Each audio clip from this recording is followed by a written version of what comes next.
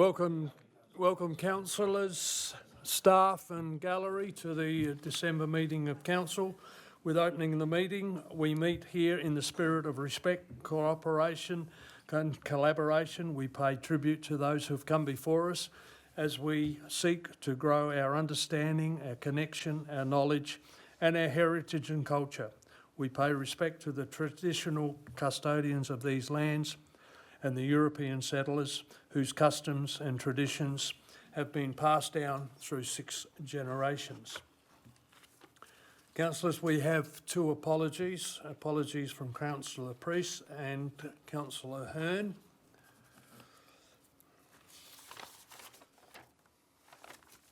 We'll move to item 2.1, which is the minutes from the previous meetings for confirmation.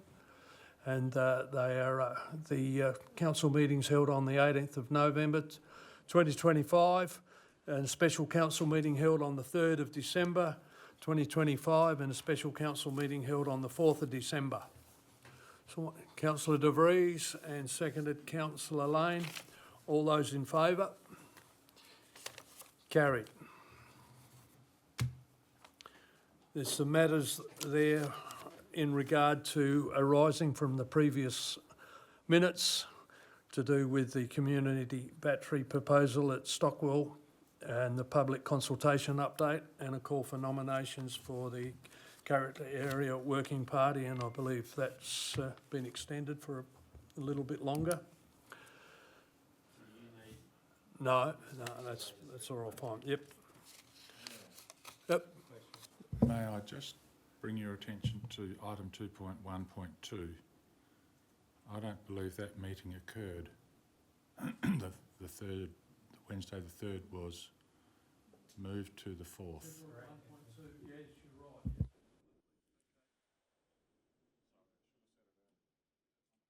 With the leave of the meeting? There's the one that was adjourned. Yeah, you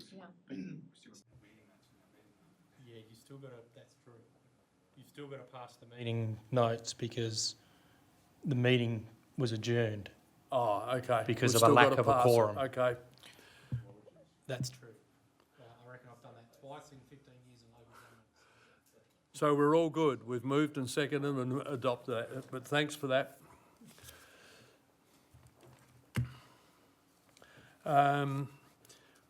We'll move to item 3.1 where there's no petitions. 3.2, is listed in the agenda as a deputation activating the Nuriupta War Memorial Swimming Pool.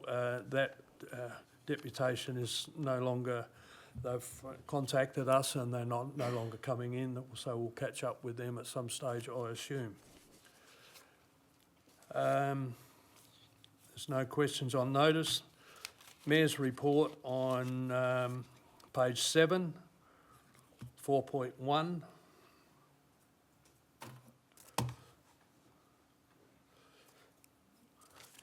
Yes. Moved Councillor Evans and seconded Councillor Thompson. All those in favour? Carried. 5.1 is councillor report to council from Councillor Schilling on page 15. Does that need to be received? Yep. Moved Councillor De Vries and seconded Councillor Evans. All those in favour? Carried.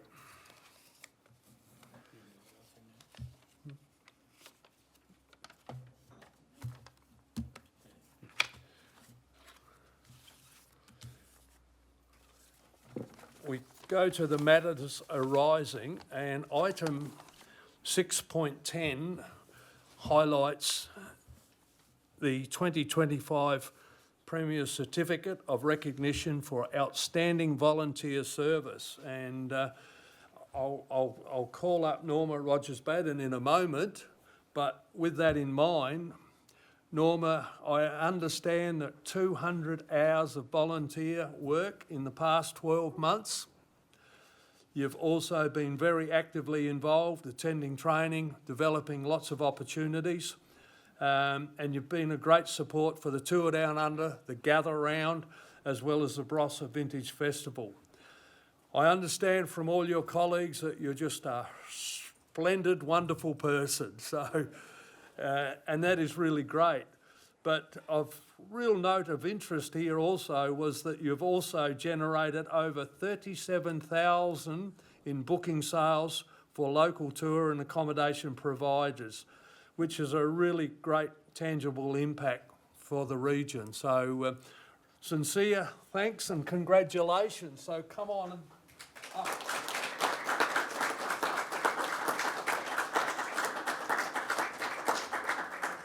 I'm sorry about the certificate. It's got a real Port Adelaide feel about it, so I suppose he is the Premier, isn't he?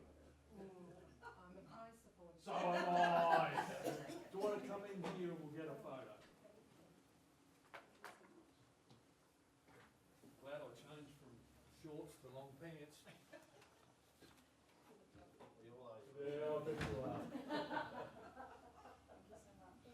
No, on behalf of council, thank you so much for your dedication, your energy and your passion and your contribution to this region. So well done, congratulations. Thank you very much. Good on you.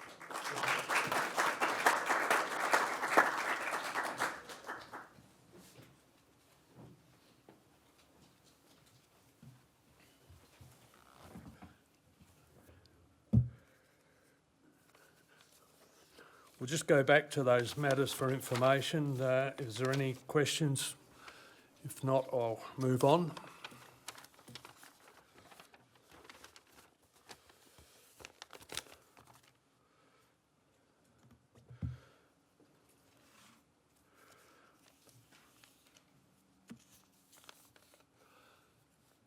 We'll move to 7.1.1, which is the legislative governance, compliance and monitoring.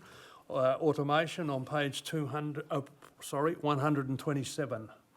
127. Move the recommendation. Move Councillor De Vries and seconded Councillor Troop. Either one wish to speak to that item? Just was thinking that 15,000 used to feel like a lot of money.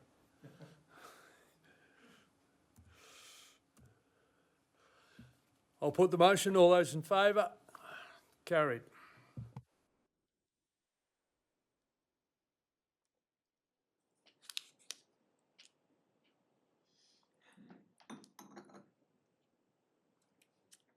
Page 138 is a review of the 2025 to 2034-35 long-term financial plan with a recommendation in regard to the financial plan along with the appropriate attachment.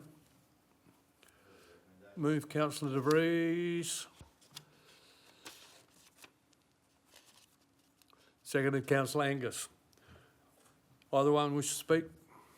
Actually, yeah, just for a moment, I'm just going to say one of the things I like about being in local government as opposed to state or federal is that state and federal governments are often accused of only thinking in terms of the next 3 or 4 years up to the next election, but because we always have continuity, we can in fact think 10 years out and beyond. And I think that's one of the great things that I like about the council is that we aren't making decisions in the short term. We are always thinking about, you know, we're planting trees that we might not even sit under the shade of. So, Councillor Barrett. Yeah, just a quick comment. I'd just like to thank the CEO and his staff for getting new footpaths into that draft. So thank you very much.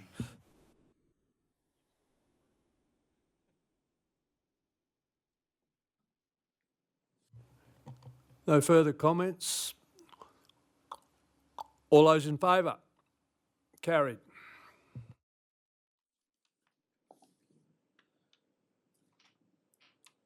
Page 185, the request to purchase part of council land, 7.1.3 on page 185.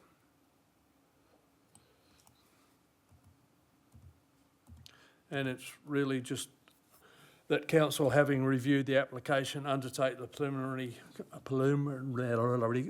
community consultation to gauge a response to a formal process, as outlined in the report. Councillor Greatwich, happy to move. and seconded Councillor Evans. Wish to speak to it? I think that I'd be really curious to see how the community feels about this. The one thing is that if this is done in a way where it's more enabling things which are happening already to just be more formalised, but doesn't actually change the look or the utility of Goat Square, I suspect that the community won't object. But if there's any chance that it's going to change or impact or reduce the utility of Goat Square, I think then they will. So I'm not sure how that's going to play out, but from my reading of it, that's not the intention, that it will remain as is, but just with more accessibility. That's the idea, isn't it? Thanks, Mr Mayor. Well, the idea is that that strip would then be abutted to the neighbouring property. Yeah, but it would change its appearance. Well, they're doing it. Well, it could, yes, because they'll incorporate it into their land. That may create problems. And through you, Mr Mayor, hence the ideology or the idea with this one was to test it first, because I have the same concerns and the same risk, and we could be investing a significant amount of that person's money because they've got to pay for it, and we actually don't get to a conclusion. So this was a middle of the road solution to test the waters.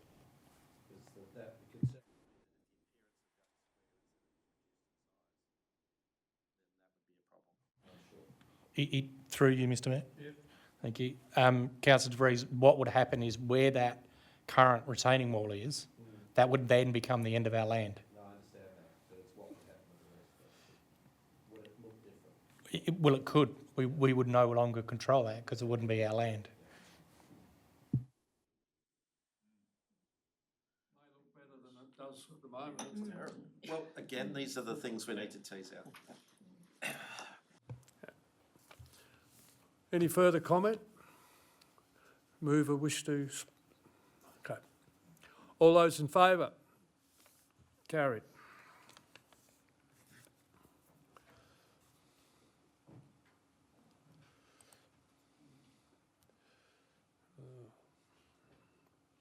$192. I'm going to have a problem in a moment, so my computer's going to restart. So there we go. 192. Minor update to the internal review of council decision, policy and process on page 192.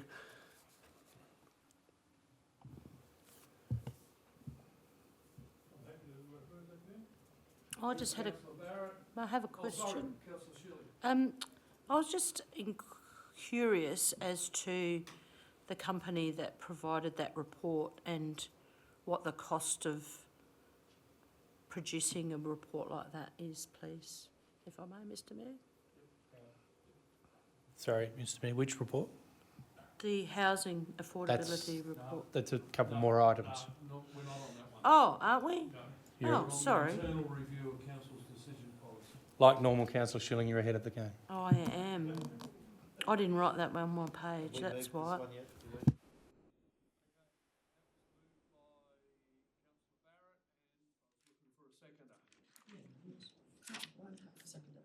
Councillor Greatwich, either one wish to speak to it? No, it's all self-evident. Put the motion, all those in favour? Carried. Now I'll ask my question. 7.2.1 is on page 196, is their housing affordability.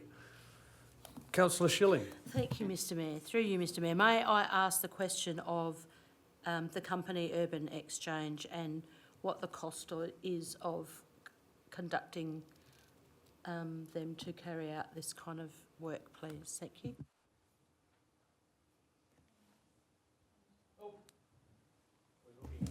Through you, Mr Mayor, I'm just actually going to find that information for you if you can carry on your debate. Okay. Councillor Greatwich. Thank you. I was very interested to read this report. This is obviously something that comes up a lot in my conversations with members of our community. I was very interested to read in the report that the idea or the possibility of council lowering rates for commercial developers was advanced as a strategy on numerous occasions. in the past in this chamber, I've asked for an explanation for why it is that we do not currently, as a council, classify short-term rental properties as commercial properties for the purposes of rates assessments. And I'd like to ask that question again because the report is silent on that. My understanding is in the past that it's, to simplify it, is that that's a mechanism of the state government, not of local government. But I'm very interested to see other councils, namely Mount Gambier Council, is actually introducing, planning to introduce commercial rates for short-term rental properties, so i.e. properties that actually are commercial premises that are run as businesses. And I'd like to know whether there's a mechanism by which that can be explored as part of this overall report outcomes. Thanks, Mr Mayor. Thanks, Councillor Atwich. The very simplistic answer is those pieces of land are identified as residential uses. So we would need to target the properties to have the land use and therefore the valuer general reclassify them as commercial land. What is involved in us triggering that is we would need to lodge requests, pay the costs, etc., etc. Whether they will be successful or not is a different kettle of fish. But the answer to your question is yes, it could be done, but we would need to get the land use code essentially changed on that land because they are of a residential land use under the Act. Just following a question on from that, would that reduce or increase the rates for those properties? That would depend on the valuation, but it may increase rates, but it may cause us other problems with things like CWS. So it would disincentivise people to rent properties if it's going to increase costs, or they would pass it on to the tenants? Not tenants, no, short-term rentals like Airbnb. Oh, I see. Yeah. Yeah. Sorry for jumping in, but yeah, that's... Yeah.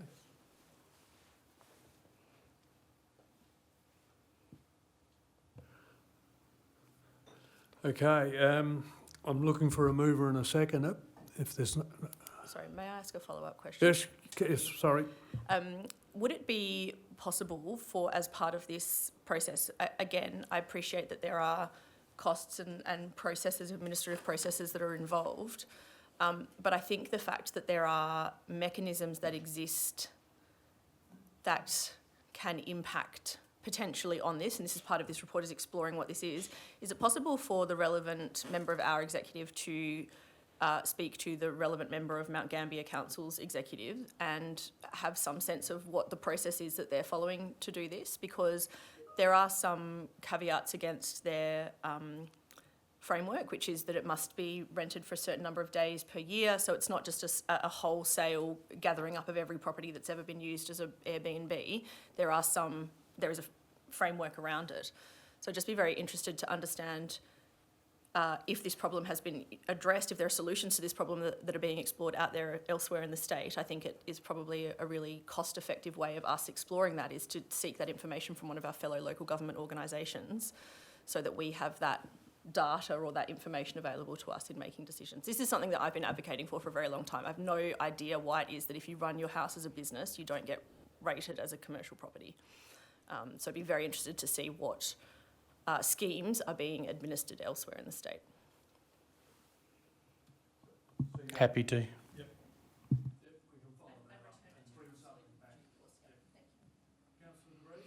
I will move the recommendation. I feel a little squeamish about the word endorse, but I recognise the intent behind it. But there was one or two things in there, like the report could have been updated, perhaps to include the fact that Concordia is now back in our control.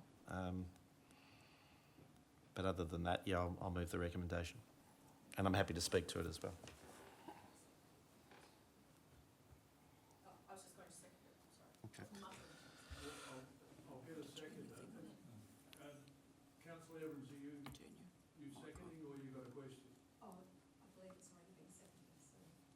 Jess seconded it. Oh, Jess. Yeah, yeah. I'm happy to second Yeah, it, yeah. yes, sorry. Moved councillor Rees and seconded councillor Greatwich. I'll let you speak to it and then we'll grab your questions. Yeah, this has identified many of the problems, which I think everybody knew. The solutions are a little bit kumbaya, to be honest. We have, I guess, dual problems. One is that we're doing a very good job of making this an incredibly desirable place to live, and by the more desirable you make an area, the more expensive the land becomes. The best way for us to put downward pressure on housing is to bugger up the Barossa. And I don't think the community would thank us for that. So unfortunately, we will continue to make this place desirable, and that will continue to have people coming in. That's one of the sort of ironies of this. The issue of population is something that I don't think has really been dealt with. The government is, I mean, you drive into the city and you see houses going up all over the place, but if you're letting another 500,000 people in every year, you're going to be building forever.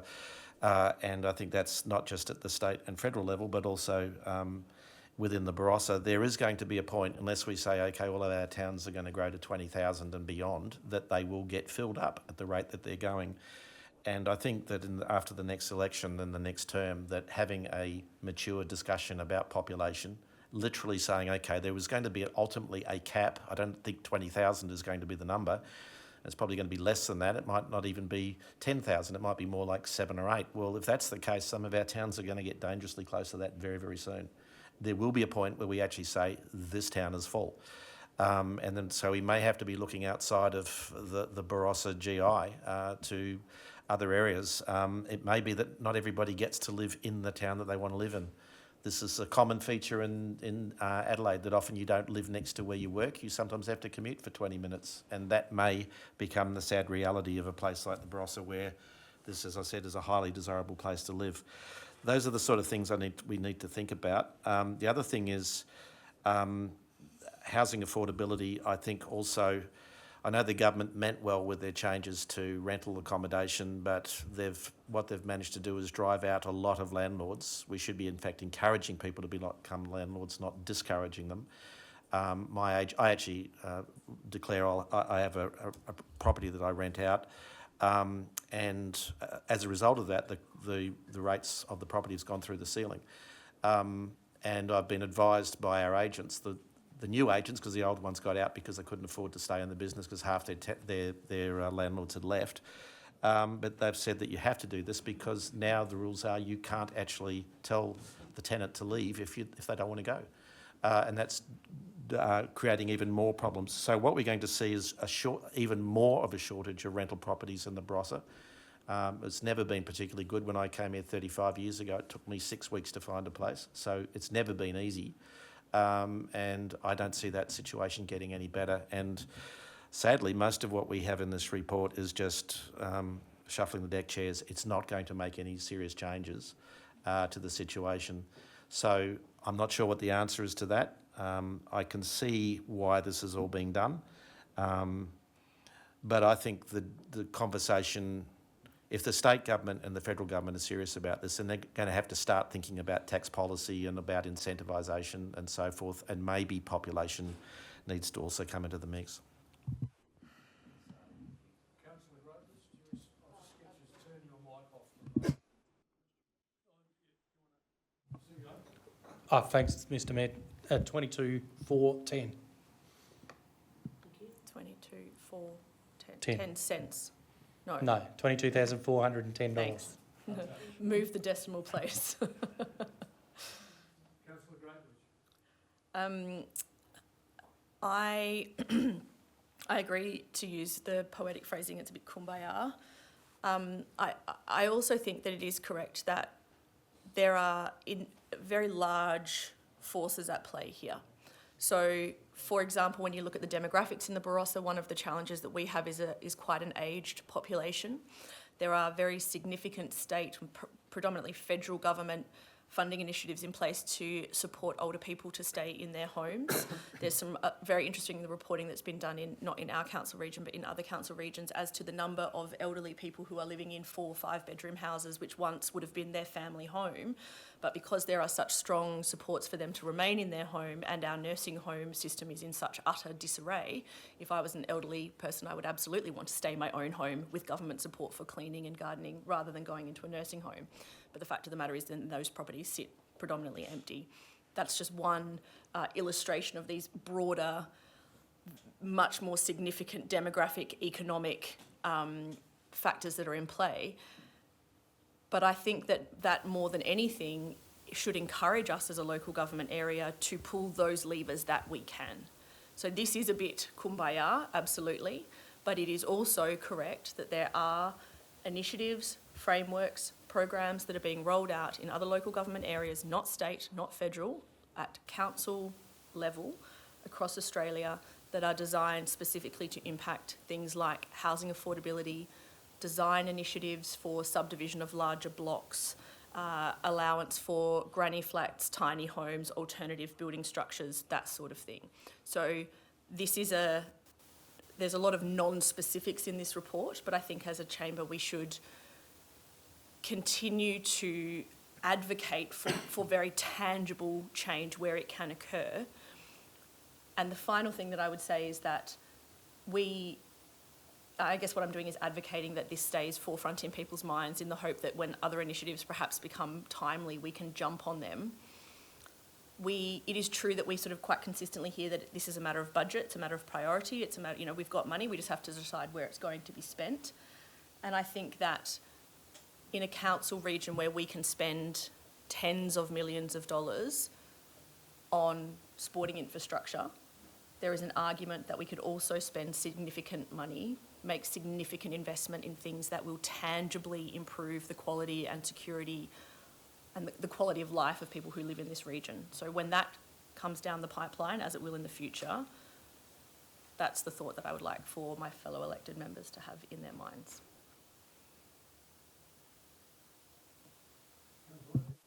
Thank you, through the Mayor. I just had a question for Joe, if that's okay.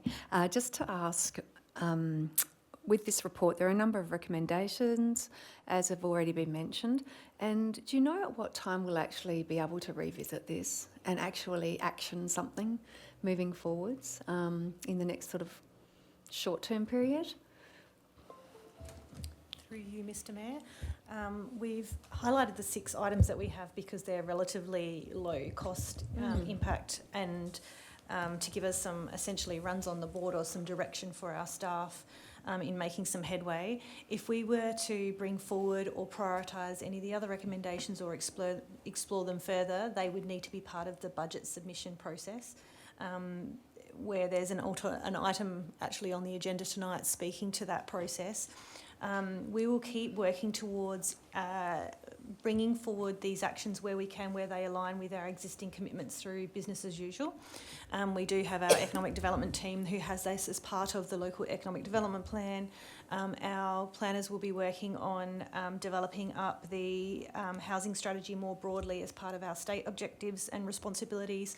So fundamentally for us, ultimately what this report sought to do beyond identifying some core actions that might be acceptable across our peer councils as well, was to provide a starting point where there's some data to provide some objectivity to some of the speculation around the nature of the housing challenges. And so I think that it goes to that end to a higher degree than, I guess, identifying some of the more plausible actions that we can implement. But this elected body has indicated that housing is a priority both in the community plan, it's embedded in our corporate plan, it's been adopted in our local economic development plan. It's just about now normalising and agreeing on what the nature of the problem is and the appetite of the council to address it through the levers that we have, as mentioned by Councillor Greatwich, one of which is also and has been before the council previously around growth planning. We'll be coming back as officers with some fairly I guess, robust considerations as part of the planning work that will be occurring moving forward, because that is one of the biggest levers that council can pull to assist with the situation. Thank you very much. And yes, absolutely, it's such a critical area moving forward. We do have the jurisdictional capacity to deliver some results and really assist with community, with business, with growth, with helping healthcare workforce people find accommodation, and that all filters back to our community for a positive knock-on effect. So I think it's absolutely critical that we consider every possible option, whether it's constrained by economics or not, from the lesser cost right through to potentially what we can deliver in a timely manner. Thank you. Yeah. Yes, thank you. I've mentioned this to other members of the council at different times, but I just think I'll mention it now, that my parents actually divorced, and when they ended up being pensioners, they found themselves each with another person attached. But because a double pension is not worth the same as two singles, they ended up having each a house along with their partners having a house. So Councillor Greatwich's observations about single people living in a 5-bedroom house is well observed. But what's even more foolish is you've got a couple living in 2 5-bedroom houses. That's an area where the federal government could in fact change tax policy and yield a huge number of properties, particularly in a place like the Barossa. One can only wonder, although we tend to, I think in the Barossa people tend to stay together, funnily enough. But that is definitely an area, because there are a lot of people who do find themselves divorced during their lives and end up with an extra house, which, in my view, if they were then able to rent that out to younger people, even their grandchildren or children for that matter, would then put some downward pressure on the housing prices and would actually be a more useful use for that asset. So with that in mind, I guess I'm done. Thank you. Put the motion. All those in favour? Carried. Item 7.2.2 on page 327 is the monthly financial report as of the 30th of November 2025. 327. Move Councillor De Vries. And seconded Councillor Greatwich. Either one wish to speak? No further comment? All those in favour? Carried.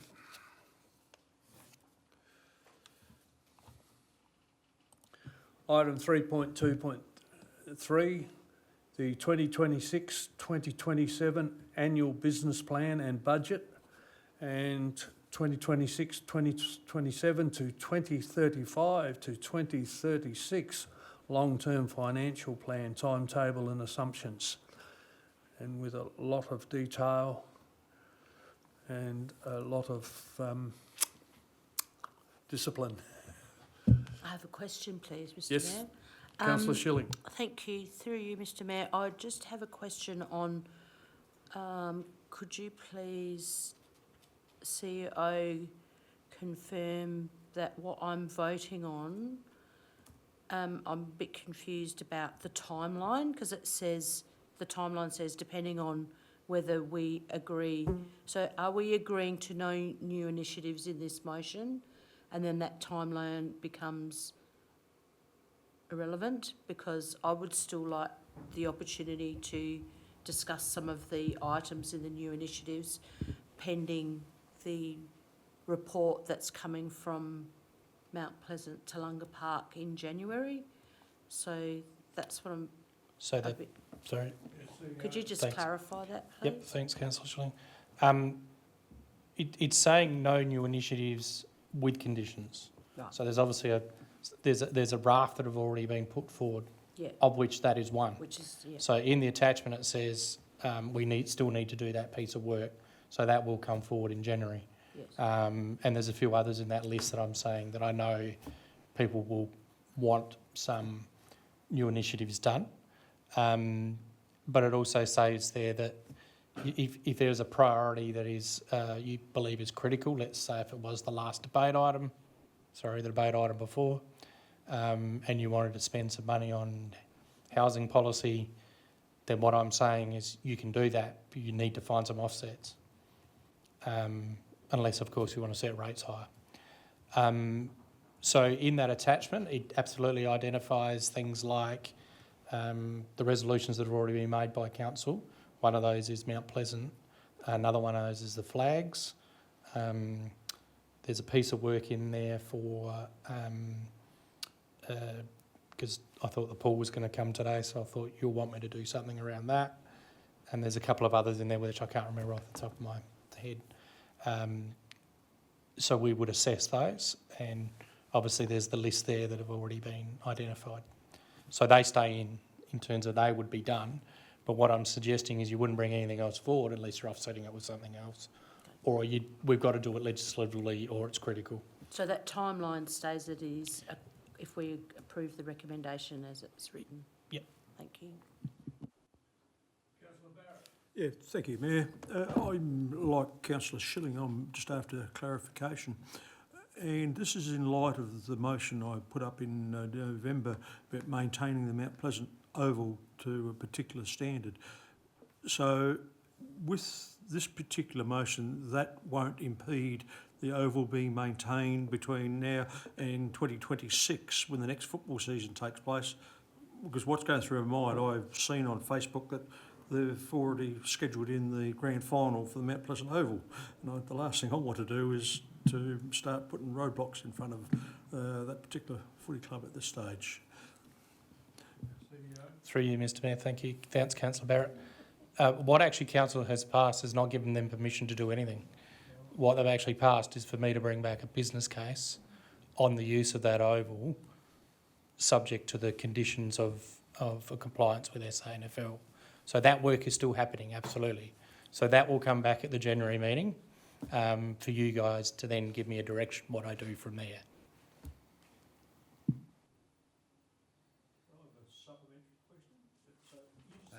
Going to be maintained to that particular standard at the moment.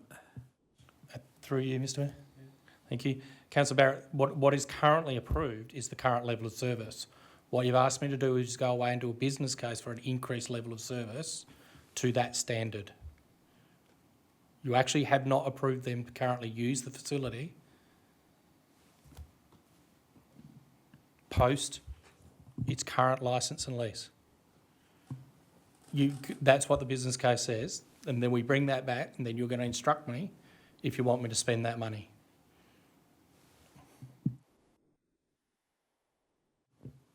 I'm just reflecting on the first part of the motion I put up last month, and it was to maintain the oval.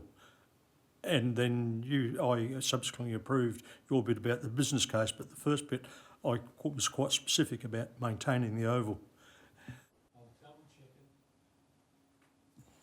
The answer is yes, we are doing the work to bring the business case back, but I'll double check the other bit. I guess it's still being maintained, it's still being mowed and all those watered and everything else. And I think as far as the footy club's concerned, I think there's been a letter to that effect go to the President highlighting the fact that there hasn't been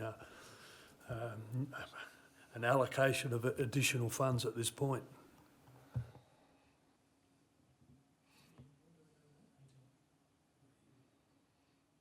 I'm happy to move the recommendation, Your Worship. Move Councillor De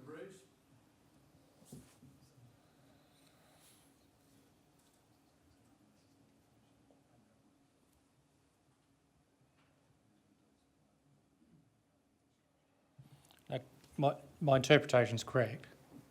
You've instructed me to do a business case to deliver those services, not to provide that current service level.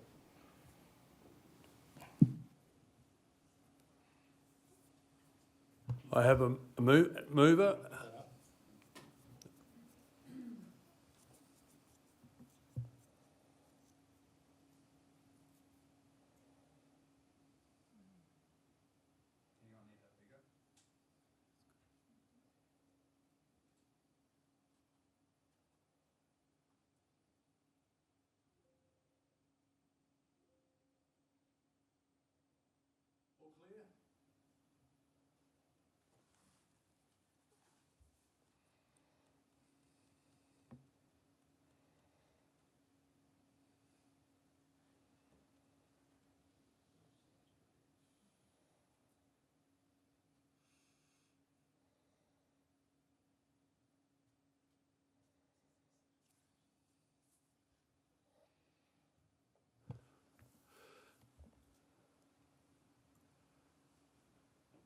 So that's what's been agreed to by council. I'm not hearing any other comments. I'm still looking for a seconder for the motion that councillor De Vries has moved.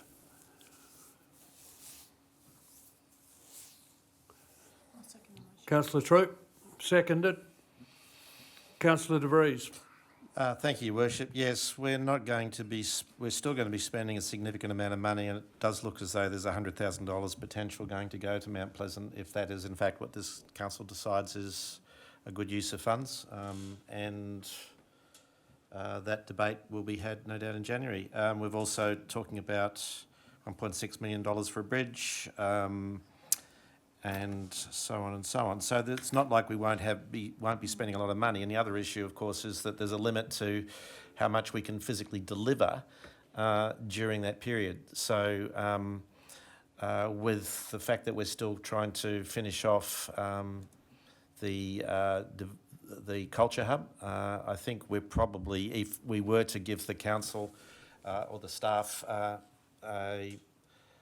a request to start scoping out other initiatives, I don't think there's any hope that they would have time to actually deliver those, even if we were to put them in the agenda. And to be honest, we seem to do this every year. The staff go to a lot of trouble of putting these reports together, and then we all agree to not go ahead with them because we can't afford them, even though we knew that going forward. So I'm of the feeling that the staff have got enough on their shoulders right now, and I don't think we need to add to it. There's already a huge list of stuff that needs to be done at high expense. As the CEO has mentioned, they're going to be working out this Mount Torrens Football Club issue. That is quite significant in terms of its complexity, and I don't think we need to be diverting their attention away from things which are already pretty comprehensive. Councillor Troop, do you want anything? Only just to add that I just think we need to, as the CEO said, that we need to buckle down and we need to understand that we have to finish what we started well. I think this is, wouldn't we love a lot of money to spend around everywhere, but we've only got a finite amount of resources. So I do think, it's where we're at the moment. We have to make the most of it and finish what we started.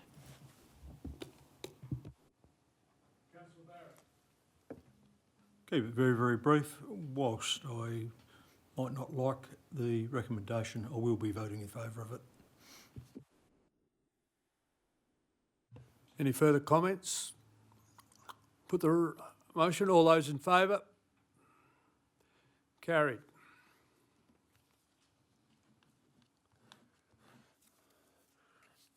Well, 7.3, infrastructure and environmental services. You're off the hook pretty easy, Ben.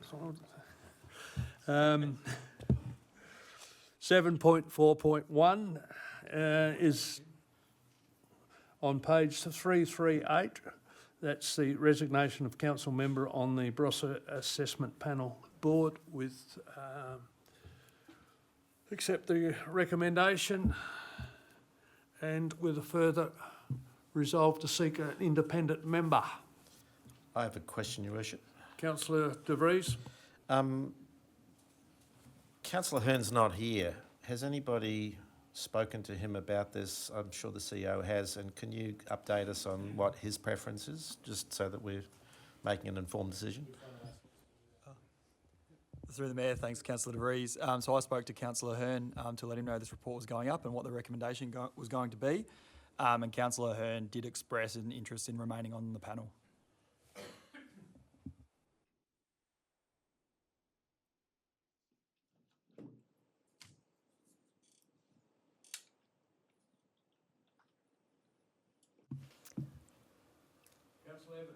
Thank you, through the Mayor. Just to update the chambers, when I last appeared as the local government rep for the application panel, I did tell them of my decision following my appointment as Deputy Mayor just for the last 12 months of this term, and they were all extremely supportive. But what they did say is that they did really appreciate having local knowledge person from the Barossa on the panel, and they said that they found it extremely helpful and useful. Are we debating? Okay. Thank you. I didn't mean to debate. Apologies.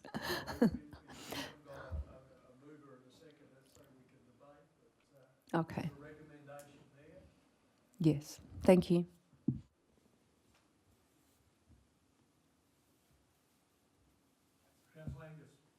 Thank you, Mayor. I'd happily move part one of the recommendation, and part two would be that Councillor Hearn continues as the council representative for the rest of the term of this council. Thank you, councillor. Seconded, councillor Schilling. Councillor Angus.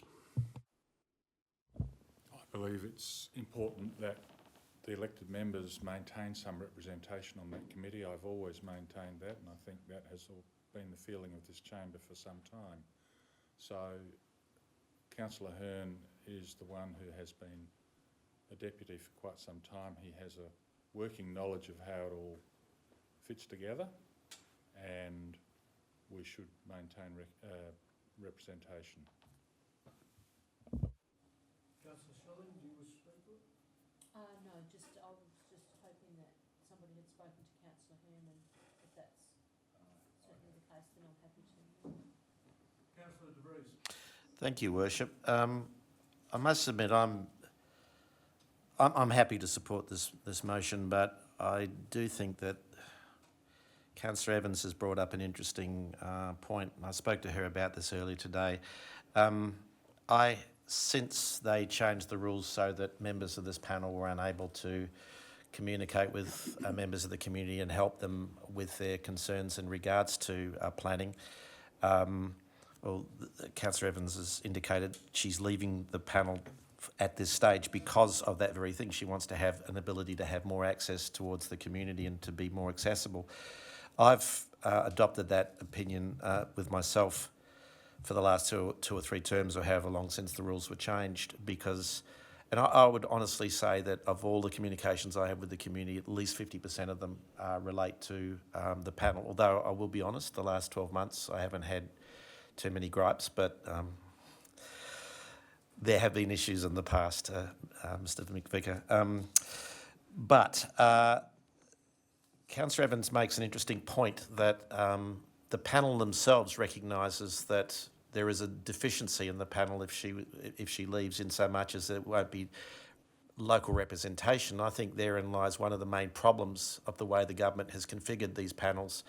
Most of the panellists are on not just one panel, but on many, and it seems to be a big sort of club that they're all, because they've created a very narrow group of people who are allowed to be on these committees, and I think that's to the great detriment of the panels.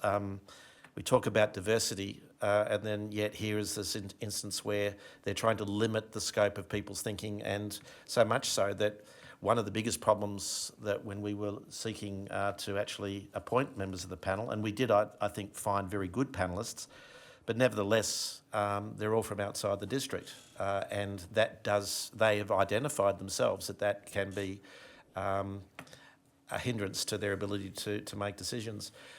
I would like to think that perhaps there is a possibility going forward. I know that it would require some sort of discussion with the state government to change the rules, but perhaps a compromise is that rather than having a councillor being that local member on the panel, that perhaps we could go back to the days when someone like Councillor Evans, before she was a councillor, was a local member on the panel. Therefore, you would still get that local input. And therefore then the councillors would then all have the capacity to, in my view, be full councillors, being able to actually act in every possible capacity that the council has. I've always felt that being limited in your ability to discuss planning as a councillor is far from ideal. I believe Councillor Evans has been able to manage that quite well, but you don't know what you don't know, and that's something we've talked about a bit. So I'll be supporting this motion, but I do think this demonstrates that there is the makeup of the panels, is I think the way the government has got it set up is not perfect. It would be better if there were people outside of planners on that panel. Most of the decisions that the panel makes, or at least a significant number of them, do tend to be political in nature. And yet they took it away from the politicians. I'll leave you to consider that. Thank you. Councillor Evans. Thank you, through the Mayor. Just to thank Councillor De Vries for his comments, and just to reiterate that as an elected member, it was possible to serve and also navigate through, if you like, discussions with our community, and I suppose the way that an appointed representative can assist is through the formal decision-making processes that we do make on behalf of our community. So it's a very up for debate in the future, I think, this one, and as we move forward. But for now, I definitely support Councillor Hearn taking the nominator position. Would be terrific. Thank you. Any further comments? All those in favour? Carried.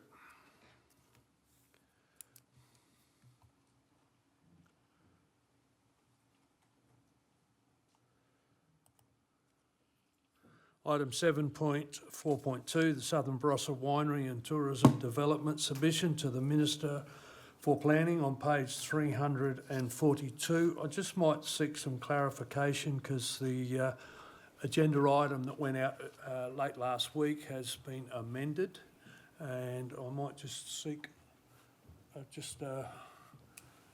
overview of those amendments for those who may be in the gallery who haven't had a chance to see. It's been updated on the website today as to what's before the chamber tonight.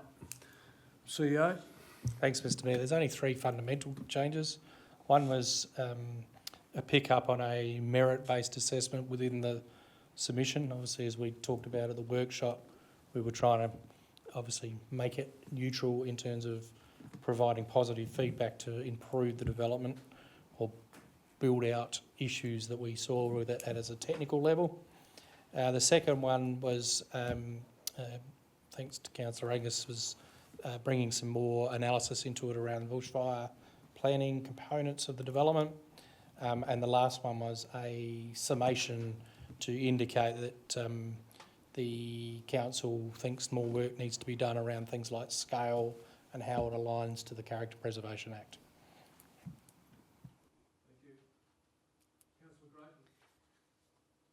I just wanted to seek some advice, perhaps from the CEO, around process, because I would like to. I would like to speak to it, but like potentially in advance of it being moved. I'm not quite sure how that works. Can't do it. Great, he says, chuckling at my naive optimism. You can ask a question. Can I ask a question of the chamber? Look, I'll just say it quickly. I wasn't in the workshop, and I sincerely apologise for that. I was able to make the first date, but I wasn't able to make the second date. So what I'm essentially in a bind about is that I wasn't able to contribute to the discussion of this during the workshop phase, and I'm really conscious of not taking up people's time. However, I am so fundamentally opposed to this, and I cannot support the submission as it currently is. So I just wanted to provide that context.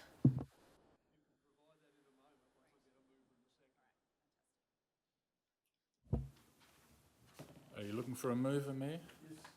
Well, I will move the recommendation. Move Councillor Axe and seconded Councillor De Vries. Councillor Angus. Thank you, Mayor. I will be brief because I've been very long-winded about this and I think you're all sick to death of me, and I said to Rick I wouldn't go on about it very much. Oh, I've made no such. Well, Now, you all know that I've spoken with you since the workshop to gauge your feelings, to make sure that I was on the right track.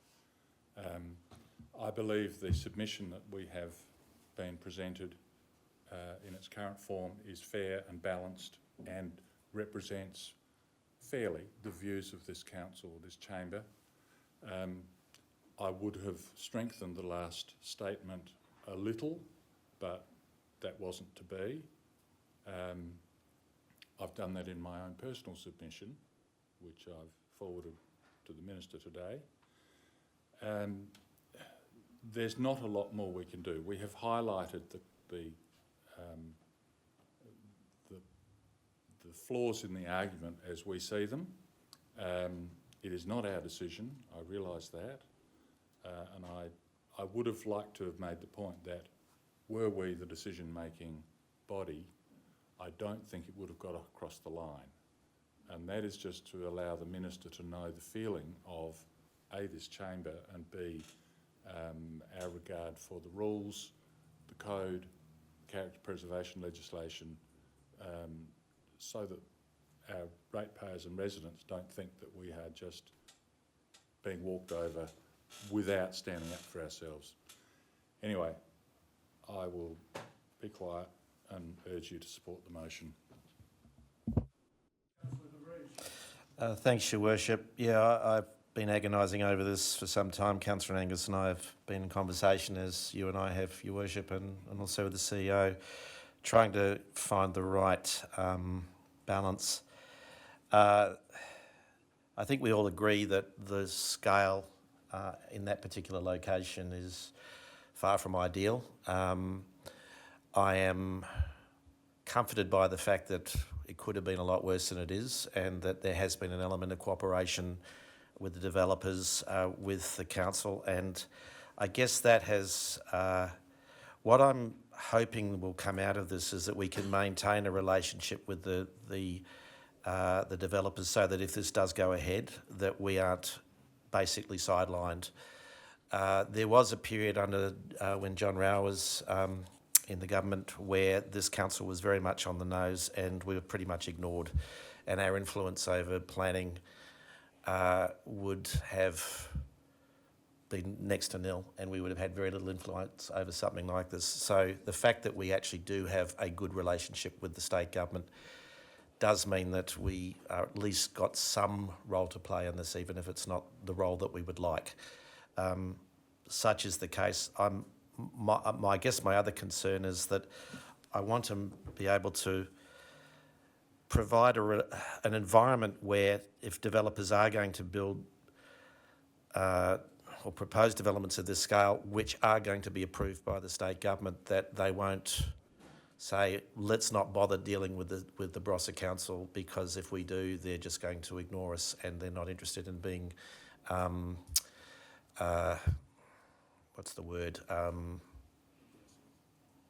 I guess what I'm saying is that if sometimes you get a little bit more flies with honey than you do with vinegar, and I guess that's what I'm trying to say. That we have been in the past in a situation where we were getting nothing at all and being basically walked over.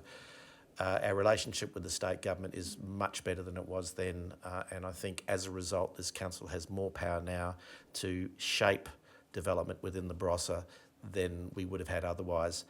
That being said, the state government has systematically over the years, certainly since I've been on councils, been slowly stripping away not just our powers but the powers of councils all around the state, and unfortunately that's the reality of it. So this is far from an ideal situation, but I think it's as good as we're going to get under the circumstances. I may be wrong. Just again, I'd just like to preemptively beg the forgiveness of the people in this room because I wasn't able to be in the workshop, so that is what it is. What I don't understand is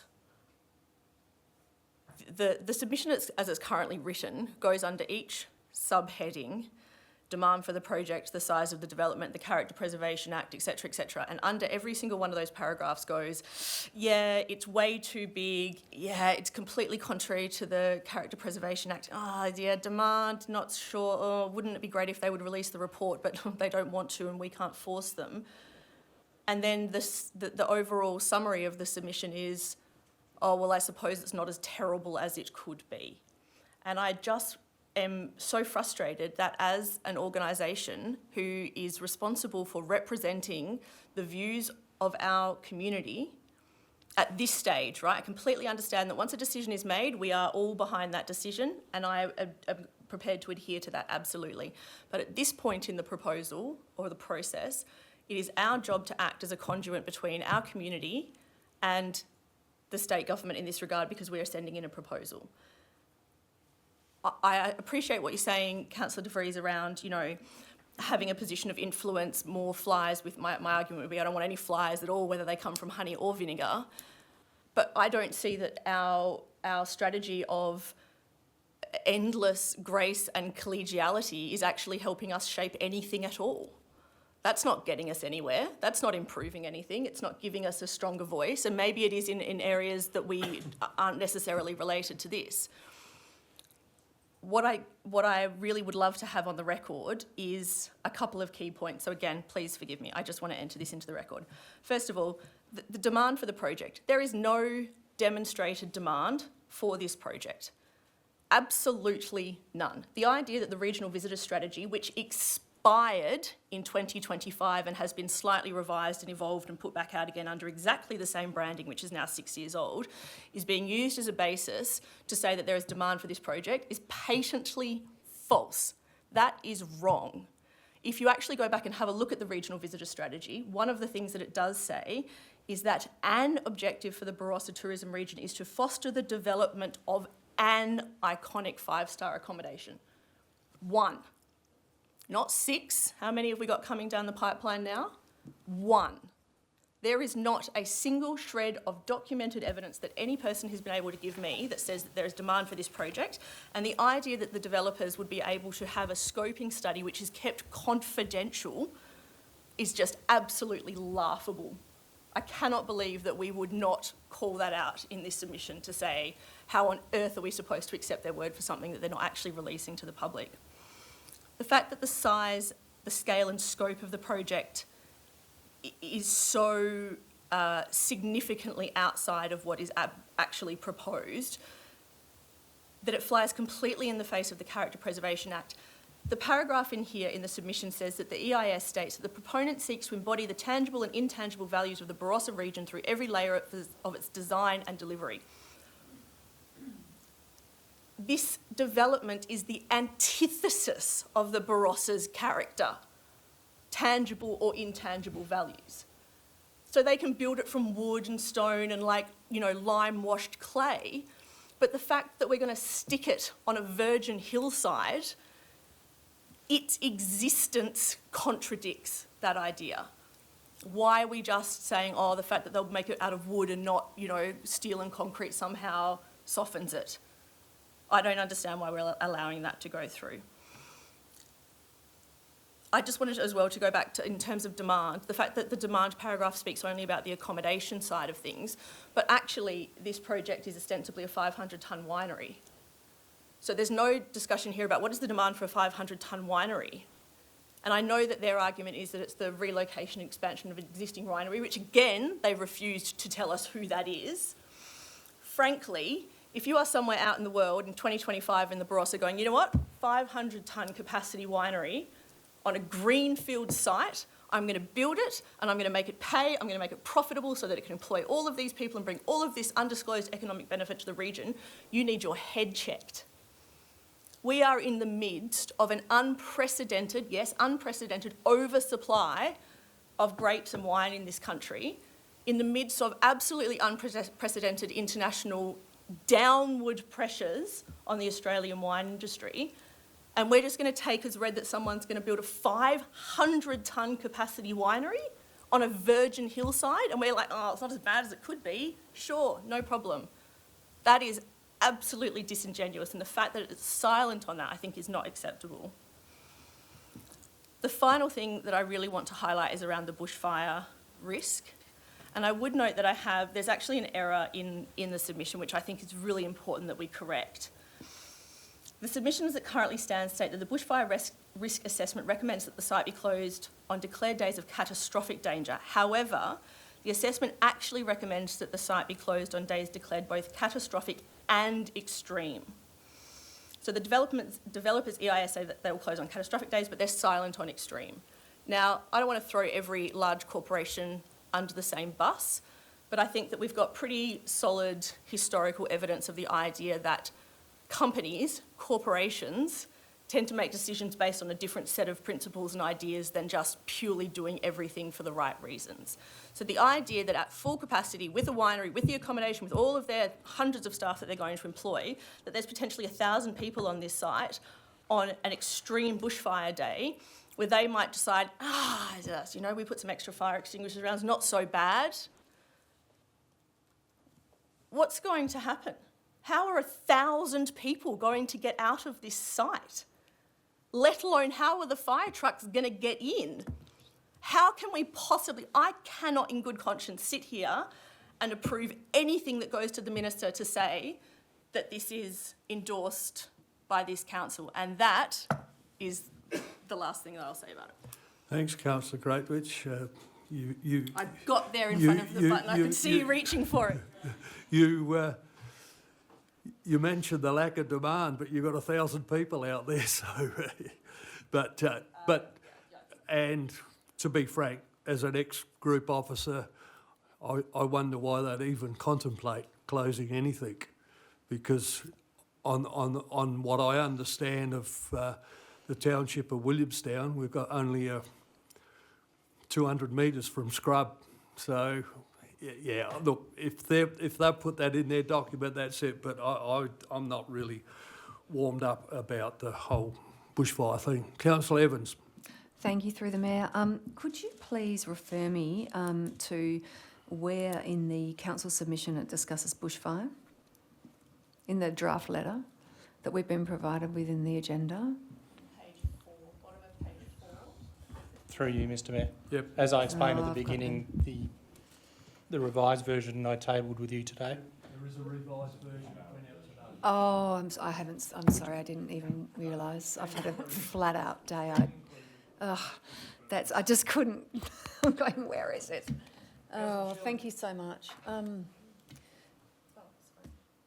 Yes, sorry, if I could just quickly finish for once. Thank you very much. Yes, I was just aware that we had the challenges with the CFS access and the roads, and I understood with our last workshop that the developers were going to take the financial responsibility for updating and upgrading some roads for increased traffic movement. However, I was unsure. I've since had it pointed out to me that there are significant gum trees close to some of the back roads, such as the Hoofenstahl and Linda Road intersection. And is council responsible for paying for the upgrade here? What can we do to make it safer if this all goes ahead? But perhaps that's for discussion for another day. However, it's at the forefront of my mind as we walk through this. Part of our recommendations, if it's approved, they need to negotiate an infrastructure agreement with us. And including that particular access pathway. Okay, thank you. Thank you. Yes, I just wanted to comment that when I first joined the council 7 years ago, the first thing we had to approve was the service centre out on Sturt Highway. And those that were in their first term would remember that a similar situation. It was going to the minister for approval, but we still had an opportunity to comment on that development. And whilst, again, we're not opposed to developments, it was just the location was undesirable, and seeing young people crossing that highway to go to McDonald's and KFC, just I shudder every time I see that happen, and the trucks and the B-doubles and everything else. But we had to agree to that one because we knew that it was taken out of our hands. But I feel very strongly about this development in that we have just... I know that the growth and infrastructure investment strategy was more around housing and the growth of our towns. But it also, through that consultation process over the last couple of years, there was a very strong feeling from our community to save our agrarian landscape and not build on this beautiful. We want to keep the Barossa to look like the Barossa. We don't want our hills filled with developments. And while they say that it's going to be hidden, I doubt that that will actually occur. Plus the economic benefit to the Barossa, its location, I cannot see those people making their way to Nuriootpa to shop. There's hardly any taxis. We've got a few Ubers. How are they going to actually manage to get around the Barossa to look at other things? It will be a destination of its own and people won't venture out very much. That's my opinion. And I'm glad we're putting this submission in to make it clear to the Minister and where we sit. Thank you. Thank you, Mayor. This will be the second time tonight I'm voting on something I don't like. However, like the last one, I'll also be voting in favour of this. I've been lobbied by numerous people, the Residents Association, Keys family, Councillor Angus, tremendous job, Councillor Angus, Langmill Wines, just to name a few. As many people know, I'm an avid walker, and I've walked all around that area, and it's some of the best gum-studded country I've seen, and I just can't see how it contributes. But by putting a submission in, we actually have some skin in the game. If we vote against it, we haven't. As I said, I don't like it. However, I will be voting in favour of this submission going forward, but as a development, I just don't like it. Thank you.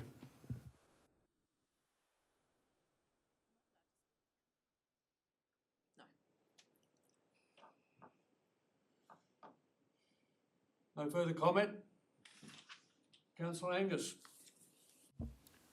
In closing, thank you, Mayor. Thank you all for your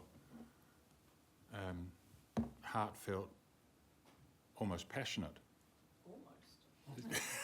sincerely passionate comments. And I'm sorry you weren't at the workshop to contribute to the debate, but you have certainly made your point well and truly tonight.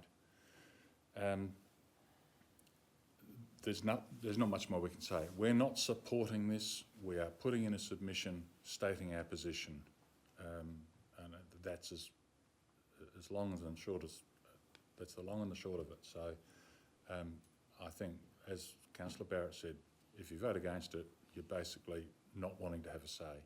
So let's get it over with. With that, that closes the debate. All those in favour? Those against? Motion is carried. Thank you.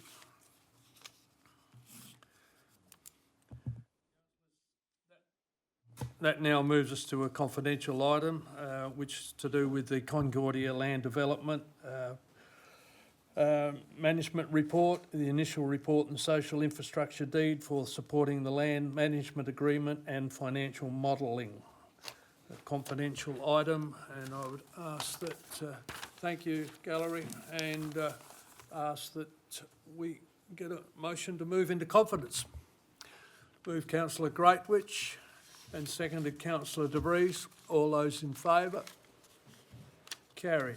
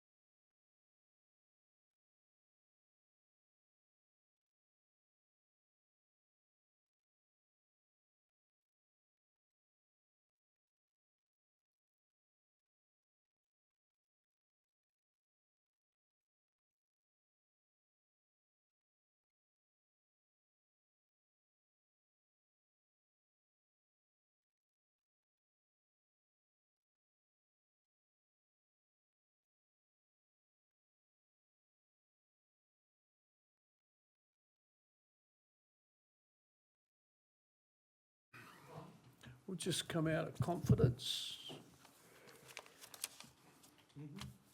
All good. Council, that concludes our meeting, our next scheduled meeting, and I'll note that it's the 27th of January, not the 3rd Tuesday, the 27th of January at 5:30. And with that, I wish you all a very Merry Christmas, and look, thank you for the year, and we look forward to the new year with what it all brings. So there is drinks and nibbles in the... Drinks and nibbles.